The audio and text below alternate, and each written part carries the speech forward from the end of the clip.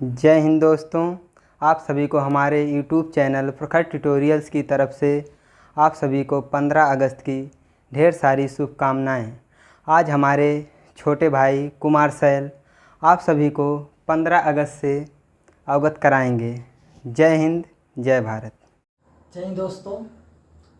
सबसे पहले आप सभी को 15 अगस्त की ढेर सारी शुभकामनाएं। आज हम पढ़ेंगे 15 अगस्त की ही बारे में। जो आज हम 15 अगस्त को स्वतंत्रता दिवस के रूप में मना रहे हैं। 15 अगस्त को क्या ऐसी घटना घटी थी 15 अगस्त 1947 को कि उसे हम आज स्वतंत्रता दिवस के रूप में मनाना शुरू कर दिए। क्या ऐसी स्थितियां बनी थी, क्या ऐसा काम हुआ था कि उसे आज हम स्वतंत्रता दिवस के रूप में इतनी बड़ी धूमधाम से मनाते हैं।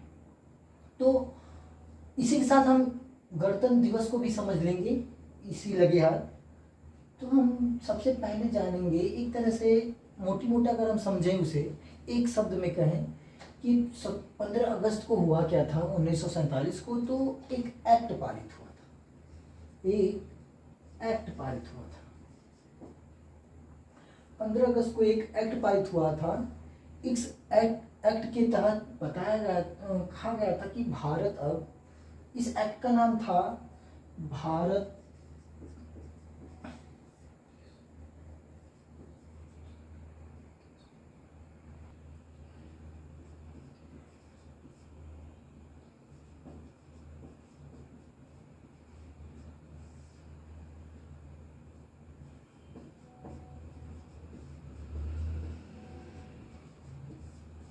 भारतीय स्वतंत्रता अधिनियम, भारत इंडियन इंडिपेंडेंस डे। इस एक्ट के तहत हुआ क्या था, इस एक्ट में क्या ऐसे प्रावधान कर दिए गए थे कि हम इस दिन को भारतीय स्वतंत्रता अधिनियम के नाम से या स्वतंत्रता दिवस के रूप में इसे मनाने लगे। इस एक्ट में क्या ऐसे प्रावधान थे, इस एक्ट में प्रावधान जो किए गए थे उस प्रावधान को जानने से पहले हम कुछ और बातें समझ लेते हैं कि हमारा जो यात्रा है आज़ादी के पहले से आज़ादी तक और संविधान के निर्माण तक, क्या एक यात्रा हुई थी, किस पड़ाव से हम गुजरे थे, उन पड़ाव को सबसे पहले हम जान लेते हैं। तो आइए हम एक एक करके समझते हैं। तो सबसे पहले हम समझते हैं कि उपनिवेशी राज्य क्या है, संरक्षी राज्य है, डोमिनियन राज्य क्या है और संप्रभु राज्य क्या है। आप सोच रहे हैं हम इसे क्यों बता रहे हैं, तो हम जान लेते हैं कि इन पड़ावों से भारत होके गुजरा है। भारत आज एक संप्रभुत्व राष्ट्र है, राज्य है। राज्य का पॉलिटिकल साइंस में मतलब होता है देश से, ठीक। तो उपनिवेशी राज्य, इन राज्यों से भारत होके गुजरा है। संरक्षी राज्य नहीं था भारत, कभी आधिपत्य राज्य के रूप में नहीं था, लेकिन दो उपनिवेशी राज्य, डोमिनियन राज्य और संप्रभु राज्य भारत होकर गुजरा। तो सबसे पहले हम जानते हैं कि 15 डोमिनियन राज्य, कॉलोनी स्टेट भी कहते हैं, कॉलोनी स्टेट।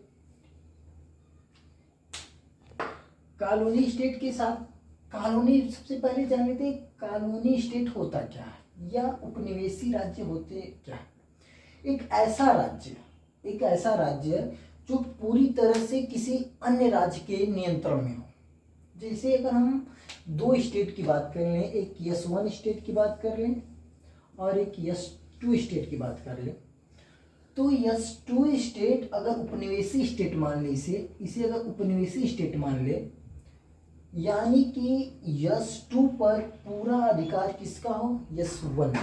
जैसे अब यस1 को हम ब्रिटेन, यूके मान लेते हैं, यूनाइटेड किंगडम, और इसे हम इंडिया मान लेते हैं। क्या था कि यूके का भारत के ऊपर पूरी तरह से अधिकार था। कब ये अधिकार था, 15 अगस्त 1947 से पहले, अप टू से पहले 15 अगस्त 1947 से पहले भारत पर यूके का पूरी तरह से अधिकार था। इस प्रकार जब कोई किसी देश पर किसी अन्य देश का पूरी तरह से नियंत्रण हो तो उसे उपनिवेशी राज्य, उस राज्य को उपनिवेशी राज्य कहते हैं। तो भारत उस समय 15 अगस्त 1947 से पहले एक उपनिवेशी राज्य था। अर्थात भारत के ऊपर पूरी तरह से नियंत्रण ब्रिटिश राज्य का था। अब इसके बाद क्या घटनाएं घटी, इसके बाद क्या हुआ, क्या परिवर्तन हुए, इससे पहले हम समझ लेते हैं एक संरक्षी राज्य क्या होता। इसे हम प्रोटेक्टोरेट या स्टेट के नाम से भी जानते हैं।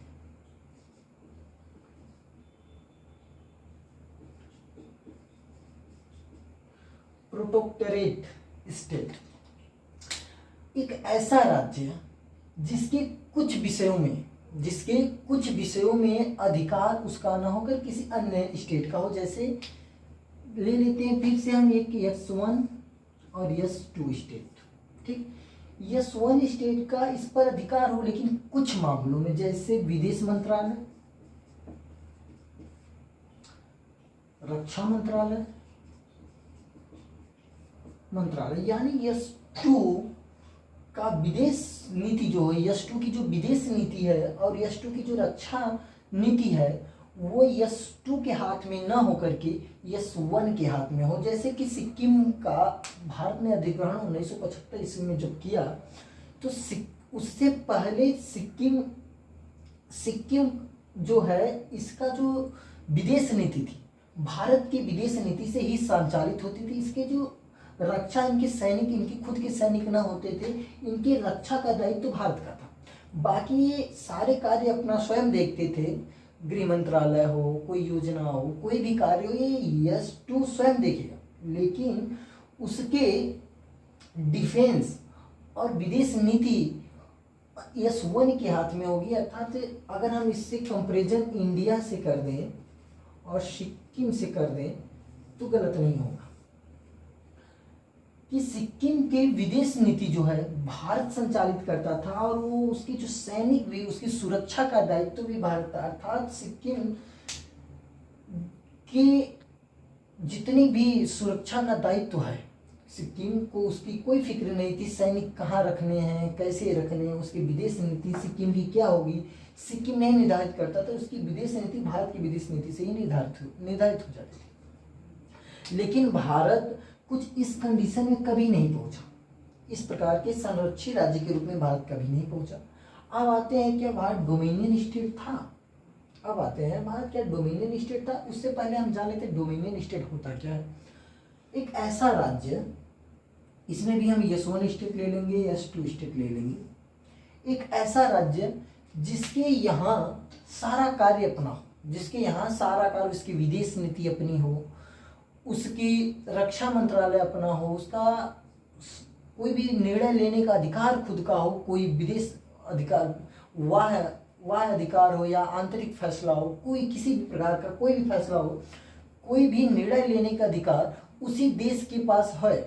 लेकिन उसका जो राष्ट्र प्रमुख होगा, राष्ट्र प्रमुख का मतलब कि भारत में राष्ट्रपति से है, ब्रिटिश में, यूनाइटेड किंगडम में वहाँ की महाराजा या वहाँ के महाराजा या वहाँ की महारानी से। उसका जो राष्ट्र प्रमुख होगा किसी अन्य देश का राष्ट्र प्रमुख होगा। जैसे अगर हम इनमें भी कंपेरिजन S2 और S1 से करें, तो S2 का जो राष्ट्र अध्यक्ष होगा वो S1 का राष्ट्र अध्यक्ष होगा। जो S1 का राष्ट्र अध्यक्ष होगा, यानी इसे हम यूनाइटेड किंगडम ले लें, इसे अगर हम इंडिया ले लें,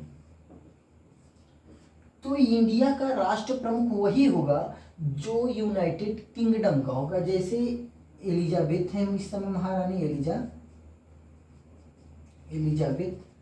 एलिजाबेथ जो है वो यही राष्ट्र प्रमुख यूके की भी होंगी और यही राष्ट्र प्रमुख इंडिया की भी होंगी। इस तरह की अगर कंडीशन हो रही तो डोमिनियन कहलाएगा। बाकी सिर्फ ये जो राष्ट्र प्रमुख है, नाम के प्रमुख राष्ट्र प्रमुख है, नाम के सिर्फ इनका वर्णन डॉक्यूमेंट्स पे किया जाएगा, सिर्फ कागजों पे होंगे, कागज मात्र के राष्ट्राध्यक्ष होंगे। लेकिन विदेश नीति भारत की क्या होगी, भारत की कोई भी नीति क्या होगी, भारत किस प्रकार से कार्य करेगा, किसकी बात को मानेगा, किसकी बात को नहीं मानेगा, ये सारा निर्धारण भारत स्वयं करेगा। उसके बीच कोई भी हस्तक्षेप नहीं कर सकता या उसे बात को मानने के लिए उसे बाध्य नहीं किया जा सकता। भारत सारे इस तरह के, अगर जो भी स्टेट है, भारत ही नहीं, इस तरह के जो भी स्टेट है वो डोमिनियन स्टेट के अंतर्गत आते हैं। अब संप्रभु राज्य ले ले, सिर्फ राष्ट्र प्रमुख को हटा दिया जाए, कि वे जो राष्ट्र प्रमुख है वो किसी अन्य स्टेट का न होकर के खुद के स्टेट का, खुद के देश का होगा। अब ले लेते हैं, अब अगर इस कंडीशन में देखें S1 और S2 को, तो S1 का इसमें कोई मतलब नहीं, इस कंडीशन में S1 का कोई मतलब नहीं। S2 आत्मनिर्भर हो गया, इसके बाद सारी शक्तियां हो गई। जो नाम मात्र का राष्ट्राध्यक्ष उसके किसी अन्य देश का राष्ट्राध्यक्ष होता था, अब वो भी नाम मात्र का नहीं होगा, वो स्वयं का राष्ट्राध्यक्ष निर्वाचित कर सकता है, मनोनीत कर सकता है, चाहे जिस प्रकार से अपना कार्य कर सकता है। इस प्रकार का जो भी राज्य है वो संप्रभु राज्य है, उसकी सारी शक्तियां अपनी होंगी, नाम मात्र का भी कोई नहीं, किसी अन्य देश का कोई भी प्रमुख नहीं होगा। तो क्या भारत डोमिनियन राष्ट्र था? हाँ। कब से कब था भारत? 15 अगस्त 8 से लेकर के 26 जनवरी 1950 था। क्यों था? क्योंकि इस समय जो भारत का सारा कार्य भारत के राजनेता देख रहे थे, लेकिन उसका जो राष्ट्र प्रमुख था वो यूनाइटेड किंगडम के राष्ट्र प्रमुख जॉर्ज थे। इसलिए राष्ट्र प्रमुख नाम मात्र के भले ही थे, लेकिन किसी अन्य देश के थे, अर्थात ब्रिटेन के थे। इसलिए भारत सारा कार्य तो अपना कर रहा था, नाम मात्र के अध्यक्ष राष्ट्र प्रमुख होने के कारण भारत एक डोमिनियन स्टेट था। उनके अब अगर हम संप्रभु राज्य की बात करें तो भारत संप्रभु राज्य अब है, अब यानी 26 जनवरी 1950 के दिन संविधान लागू हो जाने से उस दिन के बाद भारत एक संप्रभुत्व राज्य स्थापित हो गया। ठीक, अब फिर से एक बार देख लेते हैं। उपनिवेशी राज्य ऐसे स्टेट जो किसी अन्य के अधिकार में हो, जिस पर पूरी तरह से अधिकार किसी अन्य देश का हो, जैसे इंडिया पर 15 अगस्त 1947 से पहले यूके का संपूर्ण अधिकार था। संरक्षित राज्य ऐसा स्टेट जिसके डिफेंस और रक्षा मंत्रालय किसी अन्य देश के हाथ में हो, बाकी सारी शक्ति उसके खुद के हाथ में। जैसे सिक्किम पर इंडिया का पहले था, तो पूर्ण रूप से इंडिया का सिक्किम हो गया। डोमिनियन स्टेट जिसकी सारी शक्तियां तो स्वयं संचालित करे, सारे कार्य स्वयं करे, लेकिन नाम मात्र का उसका राष्ट्र प्रमुख किसी अन्य राष्ट्र का राष्ट्र प्रमुख हो। संप्रभुत्व राज्य जिसका खुद का राष्ट्र प्रमुख हो, खुद की नियम हो, खुद की सारे कार्य हो, खुद की नीतियां हो, इस तरह के राज्य को हम संप्रभुत्व राज्य कहते हैं। अब आगे चलते हैं, देखते हैं। हमने आपको इसे बता दिया इसलिए कि अब इसी दौर से भारत होकर गुजरा। सिर्फ भारत एक संरक्षित राज्य नहीं रहा, अधिपत्य राज्य नहीं रहा, इसे अधिपत्य राज्य भी कहा जाता है। अब देखते हैं हम कि 1947 से 1950 की भारत की यात्रा में भारत की स्थितियों में क्या परिवर्तन को देखने को मिला। 15 अगस्त 1947 से पहले भारत क्या था? भारत एक उपनिवेशी या कॉलोनी था। किसका? उपनिवेशी स्टेट था, राज्य था। किसका? ब्रिटिश का। कॉलोनी स्टेट था किसका? ब्रिटिश राज्य। 15 अगस्त 1947 को हुआ क्या? जो हम स्वतंत्रता दिवस मनाते हैं बड़ी धूमधाम से, इस दिन हुआ क्या? एक एक्ट पारित हुआ, भारत स्वतंत्रता अधिनियम।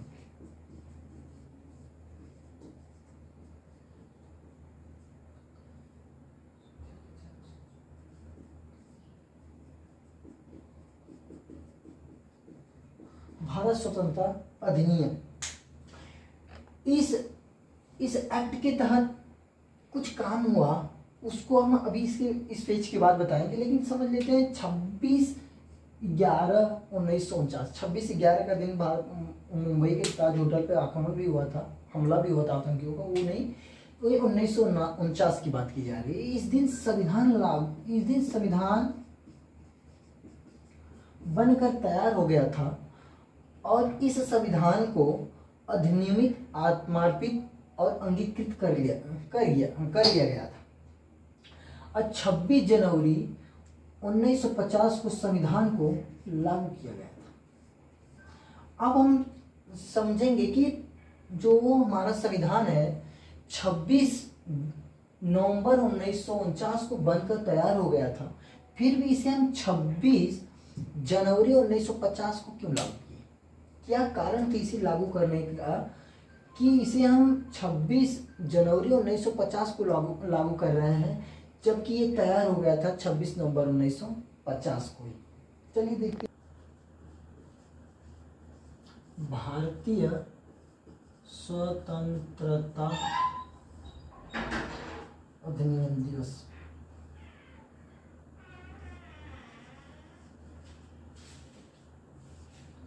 अब आ जाइए 15 अगस्त 1947 को।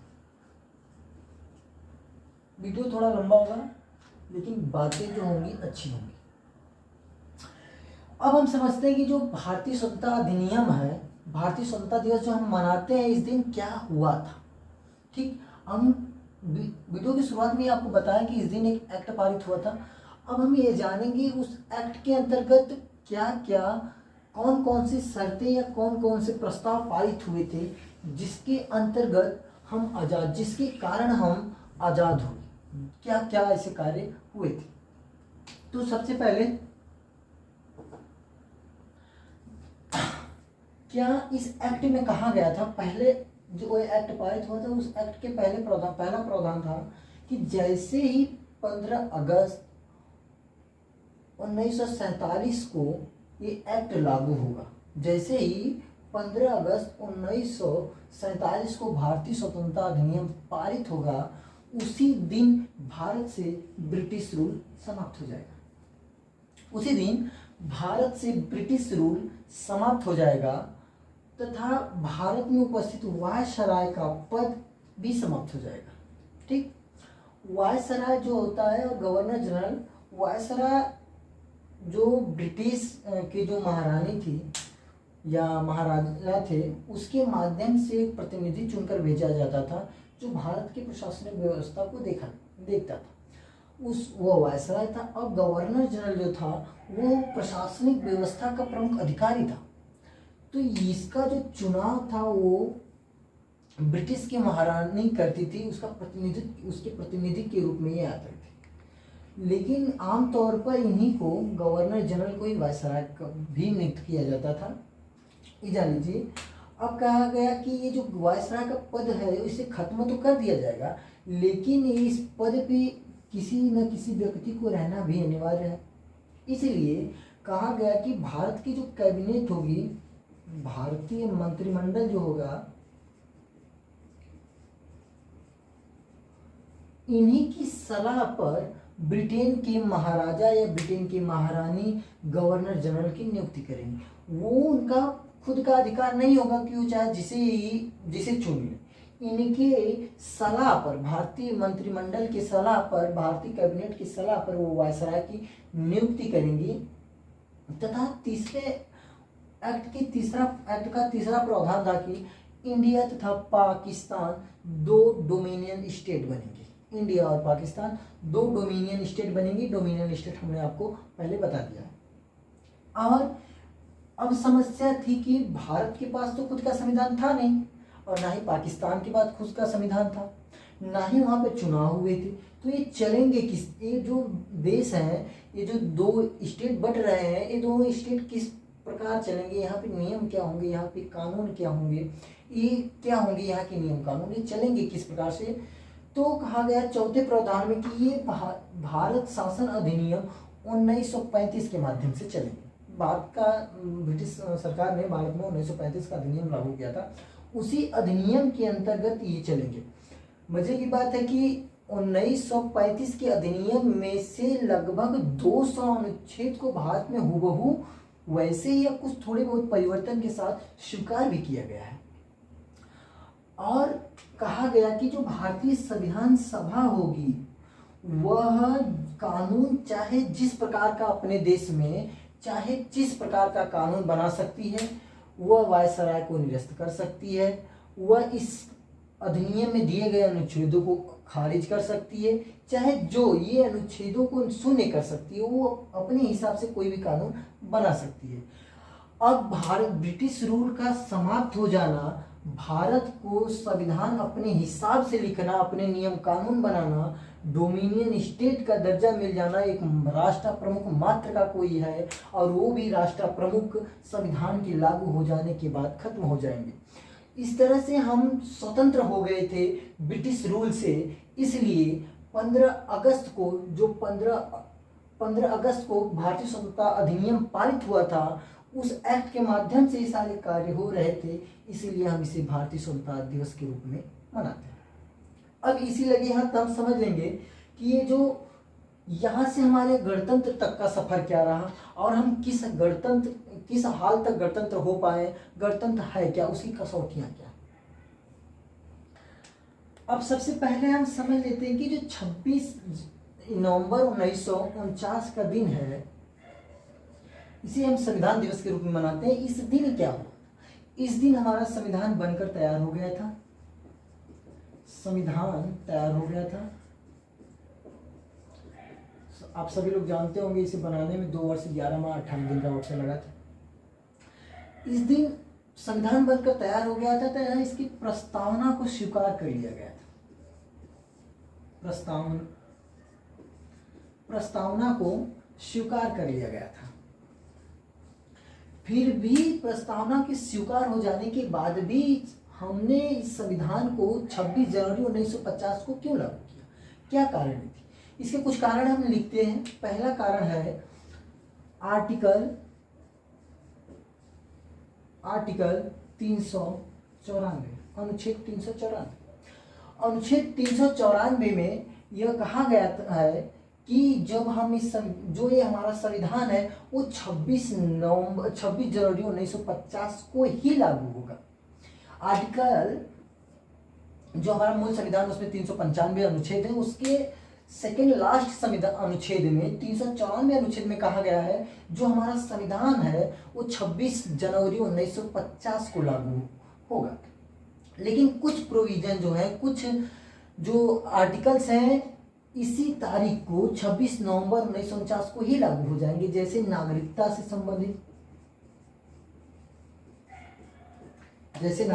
संबंधित और कुछ आर्टिकल हैं जो इसी समय लागू हो गए थे। लेकिन 2-4 आर्टिकल, सारे आर्टिकल नहीं। एक कारण तो ये है। अब ये जो आर्टिकल में बताया गया है कि 26 जनवरी 1949 को हमारा संविधान लागू होगा, इस आर्टिकल में ऐसा क्यों लिखा गया, इस बात को हम जानते हैं। चलिए 26 जनवरी 1950 को ही क्यों लागू हुआ, तो इसे समझने के लिए पहले समझते हैं हम ऐसा क्यों हुआ। इससे हम समझने के लिए अमेरिका की से थोड़ा तुलना करेंगे। हुआ अमेरिका में यूं कि 1775 से 1783 तक अमेरिका का स्वतंत्रता संग्राम चला। अमेरिका के 13 स्वतंत्र कॉलोनीज जो ब्रिटेन के कॉलोनीज थे, उपनिवेशी थे, मिलकर एक लड़ाई लड़ी जिसमें उन्होंने 4 जुलाई घोषणा की, 4 जुलाई 1776 को कि हम स्वतंत्र हैं।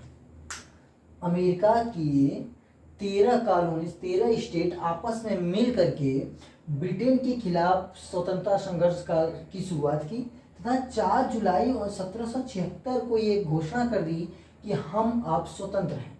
ठीक, लेकिन ये वास्तव में स्वतंत्रता इनको सितंबर 1783 को मिली। लेकिन इन्होंने चूंकि घोषणा कर रखी थी कि हम जो आज़ाद हैं वो 4 जुलाई को ये घोषणा कर दी थी और 1776 में कि हम इस दिन आज़ाद हो गए। तो लेकिन इनकी वास्तविक आज़ादी इनको जो है स्वतंत्रता इनको सितंबर 1783 ईस्वी को मिली, पेरिस की संधि के माध्यम से, फ्रांस की मध्यस्थता में। कुछ ऐसा ही भारत में हुआ कि 29 जनवरी 1931, माफ करिएगा,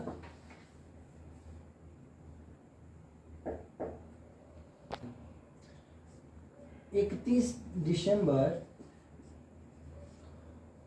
1929, 31 दिसंबर 1931 को जवाहरलाल नेहरू जी की अध्यक्षता में लाहौर में कांग्रेस का अधिवेशन हुआ था।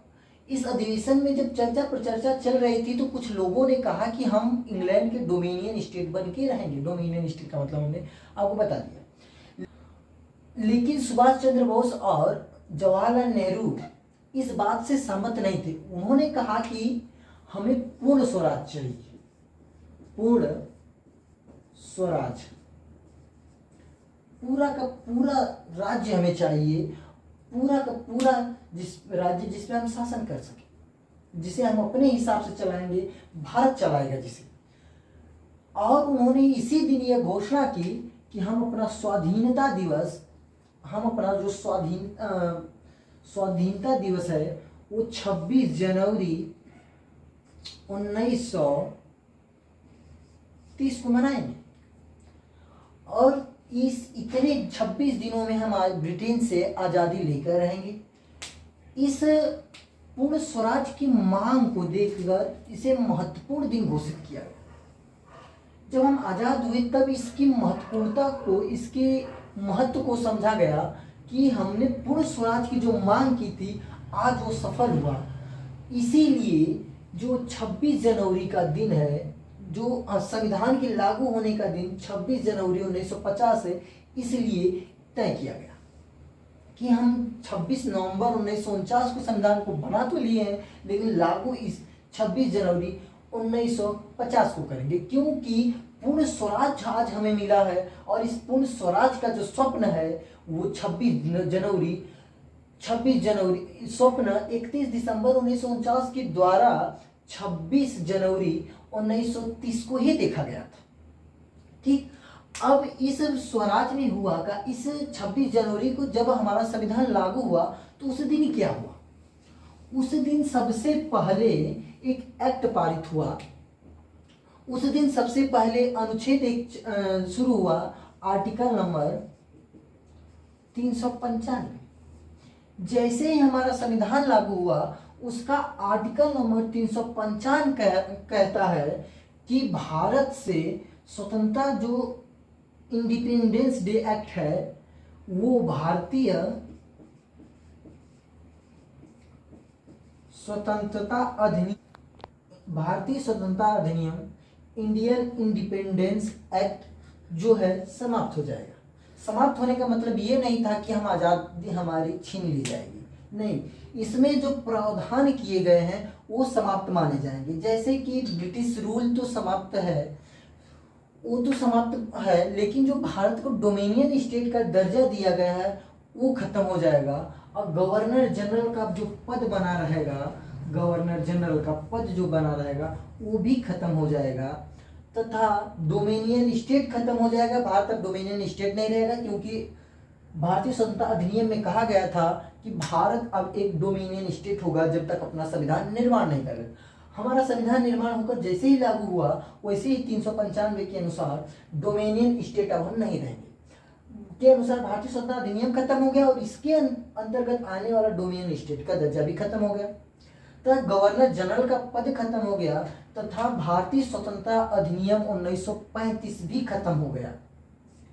1935 का जो स्वतंत्रता, जिस अधिनियम के माध्यम से हम अपना शासन व्यवस्था चला रहे थे, वो अधिनियम ही खत्म हो गया। अब हम नए तरीके से अपना शासन व्यवस्था चलाएंगे, अपना चुनाव करेंगे, सारी प्रक्रिया हम अपने हिसाब से करेंगे। इस तरह की बातें हुई, तथा राष्ट्र प्रमुख जो है वो बदल गया। अब तक था डोमिनियन स्टेट थे, डोमिनियन स्टेट के अनुसार हमारा जो राष्ट्र प्रमुख था वो यूनाइटेड किंगडम का राष्ट्राध्यक्ष था, राष्ट्र प्रमुख था। अब जब डोमिनियन स्टेट ही हम नहीं रह पाए तो राष्ट्र प्रमुख तो हमारा यूके का होगा ही नहीं, इसलिए अब हम अपने राष्ट्र प्रमुख का चुनाव कर सकते हैं। और हमने अपना राष्ट्र प्रमुख चुना था राष्ट्रपति के रूप में डॉक्टर राजेंद्र प्रसाद जी को। ठीक, अब हम आगे देखते हैं कि जो ये इस दिन को हम गणतंत्र दिवस के रूप में ही क्यों मनाते हैं। अब क्या कारण है कि इसे लागू क्यों किया गया तो हम समझ लिए, और लागू होते हुए क्या क्या परिवर्तन देखने को मिला ये भी समझ लिए। अब देखेंगे कि इसे इतने गणतंत्र दिवस के रूप में ही क्यों मनाया जाता है, या गणतंत्र दिवस के रूप में जब हम इसे मनाते तो उसकी क्या कसौटियां हैं। अब हम समझ लेते हैं गणतंत्र दिवस क्यों मनाते हैं, गणतंत्र दिवस के रूप में मनाते हैं जो हम 26 जनवरी 1950 के दिन से। तो ये गणतंत्र दिवस गणतंत्र होता क्या है, गणतंत्र होता क्या, इसे समझने के लिए गणतंत्र का जो पहलू है गणतंत्र आया राजतंत्र से। राजतंत्र से जब हम मुक्त हुए तो गणतंत्र की स्थापना हुई।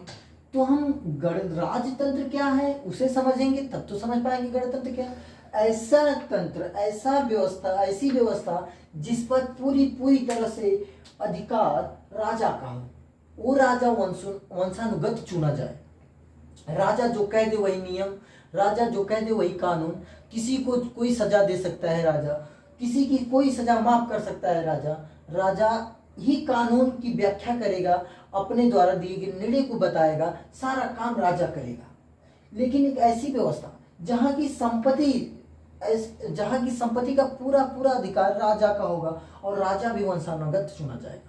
राजा का बेटा राजा, उसका बेटा राजा, उसका बेटा राजा, कुछ इस तरह से बेटी आ गई तो बेटी रानी, इस तरह से व्यवस्थाएं होंगी। वह राजतंत्र था। लेकिन गणतंत्र में क्या था कि सारी जो शक्ति है, यहाँ की जो संपत्ति है, यहाँ की जो शक्ति है, यहाँ ये दोनों जनता में होगी, ये दोनों जनता में होगी। तथा इसका जो राष्ट्र प्रमुख होगा,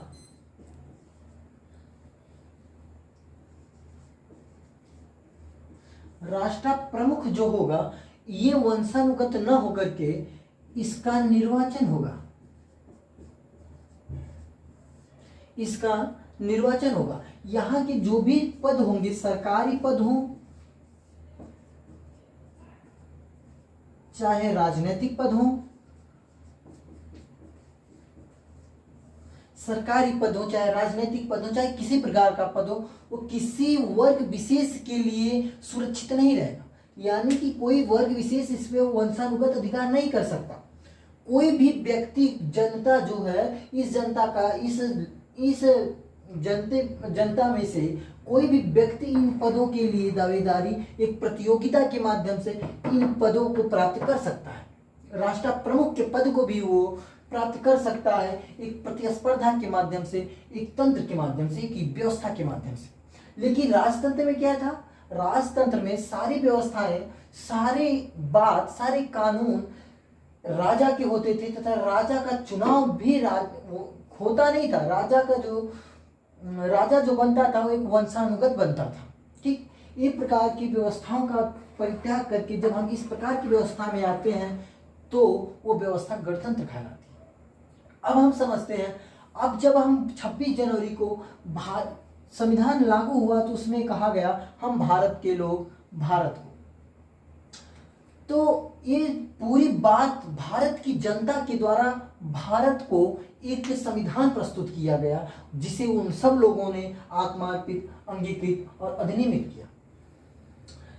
अब समझते हैं आगे कि क्या हम गणतंत्र हो पाए हैं, क्या हमने गणतंत्र की जो कसौटियां उस पर हम खरे उतर चुके हैं। राजतंत्र से गणतंत्र की तरफ अगर जब हम बढ़ते हैं तब कुछ इस तरह से हमारा विकास होता है। किसी भी राज्य का विकास जब राजतंत्र से कोई राज्य गणतंत्र की तरफ बढ़ता है तो उसका विकास कुछ इस तरह से होता है। जैसे बच्चा जवान होता है, उसके बाद बुढ़ापा उसका आता है, जिस तरह से उसका एक मनुष्य का विकास होता है उसी तरह से राज्यों का विकास राजतंत्र से गणतंत्र की तरफ कुछ इस प्रकार से होता है कि पहले वह निरपेक्ष राजतंत्र के रूप में परिवर्तित होता है। निरपेक्ष राजतंत्र का मतलब जहां पर पूरी व्यवस्था राजा के पास हो। जैसे अभी हमने आपको बताया पीछे, इस तरह की व्यवस्थाएं आज भी उत्तर कोरिया, सऊदी अरब, वेंकटेन सिटी, कुछ इस तरह के देशों में देखने को मिलती है। अब निरपेक्ष राज्य के बाद मिश्रित राजतंत्र की व्यवस्था आती है। मिश्रित राजतंत्र में कुछ शक्तियां राजा के पास होती हैं और कुछ शक्तियां जनता के द्वारा चुने गए प्रतिनिधियों के पास होती हैं। इस तरह की जो शक्तियां होती हैं उसे हम मिश्रित राजतंत्र के नाम से जानते हैं। इसके अंतर्गत हम देखा जाए तो जॉर्डन है और आपका ओमान देश है। अगर हम आगे बढ़े संवैधानिक राजतंत्र के अंतर्गत देखें तो संवैधानिक राजतंत्र के अंतर्गत नॉर्वे आता है, आपका ऑस्ट्रेलिया आता है, स्वीडन आता है, आपका जापान आता है, आपका भूटान आता है, थाईलैंड आता है, डेनमार्क आता है, ग्रीस आता है। यानी संवैधानिक राजतंत्र का मतलब ऐसा कि राष्ट्र प्रमुख है जो कोई अन्य है, एक राजा की नियुक्ति की जाती है। यहाँ पर राष्ट्र प्रमुख डोमिनियन स्टेट से मत समझिएगा, यहाँ का ये लोग जो है नॉर्वे जो है, ऑस्ट्रेलिया, ये कॉलोनी, ऑस्ट्रेलिया आज भी स्विट्जरलैंड, ब्रिटेन, यूनाइटेड किंगडम का कॉलोनी है। इसका एक राजा है जो ब्रिटेन का राजा है। लेकिन अन्य में भूटान जो है, डेनमार्क है, ग्रीस है, ये आज भी अपना एक राजा चुनते हैं। जापान जो है आज भी नामात्र का ही चुनते हैं, लेकिन चुनते हैं।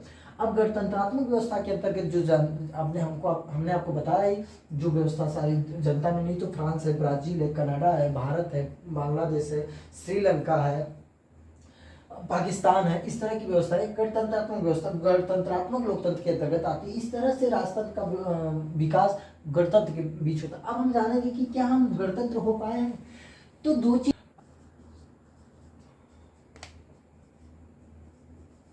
सिद्धांतिक तौर पर देखें और वास्तविक या इसे व्यवहारिक भी कह सकते हैं और इसे औपचारिक तौर पे भी देख सकते हैं। अगर हम देखें तो हमारे जो राष्ट्र प्रमुख का जो चुनाव है, वो आज भी जो राष्ट्र प्रमुख है हमारे, उनका चुनाव होता है। इस तरह से तो हम गणतंत्र हो गए। आज भी देखें तो कोई भी सरकारी पद जो है या कोई भी राजनीतिक पद जो है, वो किसी वंश के या वर्ग विशेष के लिए नहीं है। कोई भी भारत का नागरिक उस पर प्रतिस्पर्धा के माध्यम से जो परिस्थितियों से गुजरना पड़ता है उस पद के लिए, उन माध्यमों से वो उस पद पे पहुंच सकता है। आज भी इन सब का चुनाव जो है, राजनीतिक पदों का या राष्ट्र प्रमुख का जो चुनाव है, वो जनता करती है। तो इस तरह से हम जब देखते हैं तो हम आज भी गणतंत्र हैं, पूरी तरह से गणतंत्र राज्य के रूप में तब्दील हो चुके हैं। लेकिन अगर हम वास्तविक बात करें या व्यवहारिक तौर पे बात करें तो क्या हमारे राष्ट्र प्रमुख का जो चुनाव है वो तो होता ही है, ठीक, वो तो होता ही है।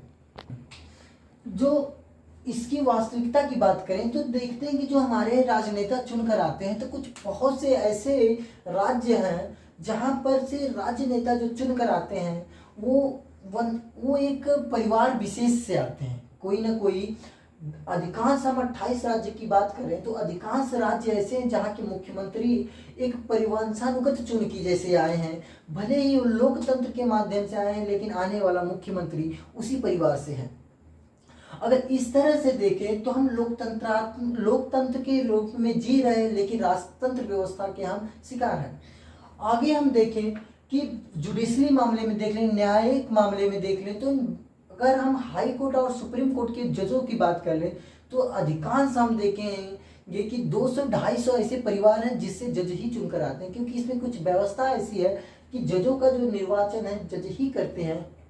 इसलिए यहाँ पर ST SC OBC की अगर हम बात करें तो लगभग 2 से 3% इनकी मात्राएं आती हैं। और अगर महिलाओं की बात करें तो 46% महिला की जनसंख्या होने के बाद भी आज भी वहाँ 1% महिलाओं की उपस्थिति है। तो इस तरह से देखने के बाद हमें लगता है कि नहीं, आज हम गणतंत्र तो अभी पूरी तरह से गणतंत्र नहीं हो पाए हैं, लेकिन हमें गणतंत्र होने के लिए अभी और आगे जाना है। नेता, ये जरूरी नहीं कि कोई राज्य परिवार से है, राजनीतिक परिवार से ताल्लुकात रखता है तो वो राजनेता नहीं बन सकता। अगर उसके अंदर योग्यता है तो राजनेता जरूर बन सकता है। वो बाकी वो अच्छा नेता बन सकता है, अच्छा राजनेता बन सकता है, लेकिन अगर उसमें रुचि ही नहीं है, उसे मोहरा बनाया जा रहा है, वो उसे उस वंश को आगे बढ़ाने या उसे बाप की बकौती समझी जा रही है, तो ये बात गलत है।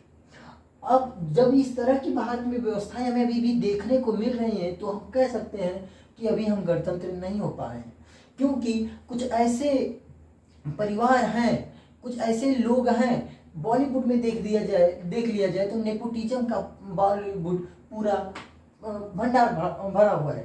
देखें कपूर फैमिली, देखें खान इंडस्ट्री, देखें तो सब कुछ कहीं ना कहीं हम गणतंत्र से अभी दूर हैं। गणतंत्र को अभी पाने के लिए हमें इन चीज़ों को दूर करनी होगी, इन कमियों को दूर करना होगा। एक बार फिर से हम आप लोगों को स्वतंत्रता दिवस की ढेर सारी शुभकामनाएं देते हैं। आप मस्त रहिए, मौज में रहिए और अच्छे से अपना स्वतंत्रता दिवस मनाइए। और आपसे विदा लेते हैं। जय हिंद, जय भारत।